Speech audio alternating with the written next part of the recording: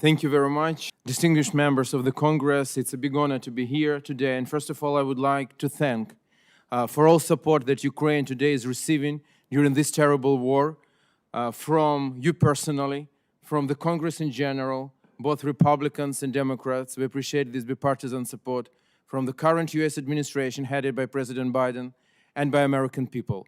Also, I would like to thank Ambassador Carpenter for brilliant work of his and his team in OSCE in order to restore security on the continent. Helsinki Commission deals with security and cooperation in Europe. And I can tell you that there is no any other nation in Europe on the continent which made more for security than Ukraine. Because we are the only and the first in human history, and for the moment the only nation which voluntarily gave up nuclear weapon arsenal, which was in 1994 the third largest in the world.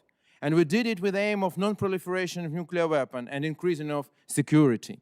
And what we have today, the terrible barbaric attack against us and attempt to wipe out Ukraine from the map of the planet. So in order to restore international security, because this is a very bad message, we need to restore as soon as possible territorial integrity of Ukraine. Today, 21% of our territory is occupied, and we're speaking today about occupied territories. 21. It's like Austria and Switzerland together, or like state of Mississippi or Pennsylvania. Just imagine, with millions of people there. And this territory was even bigger. Fortunately, we liberated part of it. Bуче, European, Hostomel, these names are now known throughout the whole world. Because after liberation, we knew about awful atrocities committed in these suburbs of Kiev by Russian army. And I want to give you testimony, not of myself, but of this girl. Her name is Sofia. She's 14 years old. And you can see what Russians did with her. And I just want to read what she said.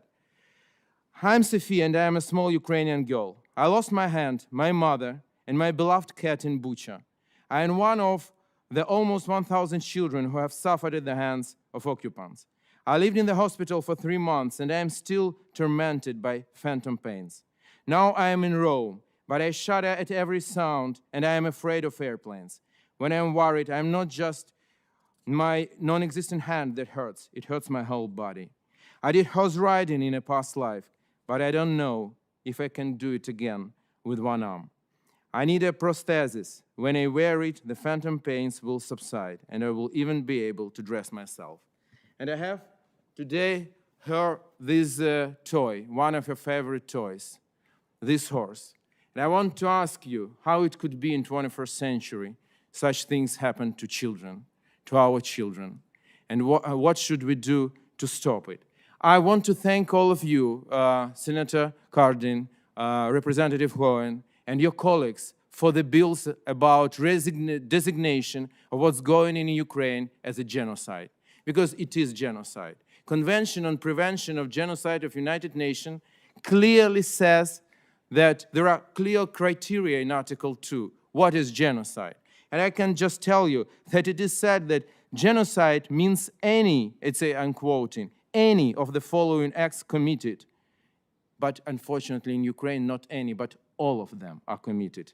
Killing members of the group, causing serious bodily or mental harm to members of the group, you can watch it, Sophia, deliberately inflicting on the group conditions of life, calculated to bring about its physical destruction in whole or in part.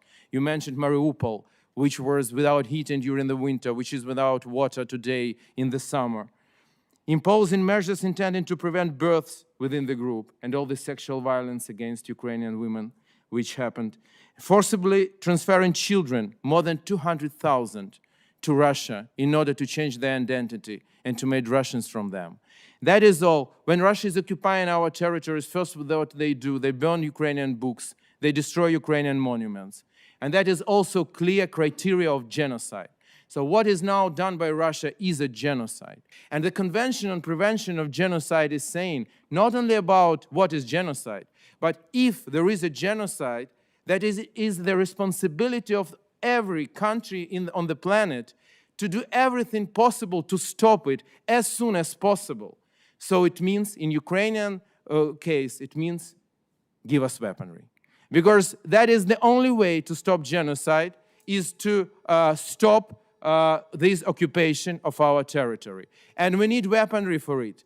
We need long-range missiles, we need fighters, we need tanks. We don't ask for boots on the ground. We are not asking for other things. We will do our job ourselves. But please, help us with this. Provide us with this. After we will win this war, together with the United States, with your support, as a closest ally, we will be able enough to be your closest ally in other parts of the planet to prevent such things which happened in our country today. We will do it definitely, together with you. May God bless you, and God bless America. Thank you very much. Well, thank you very much for your testimony.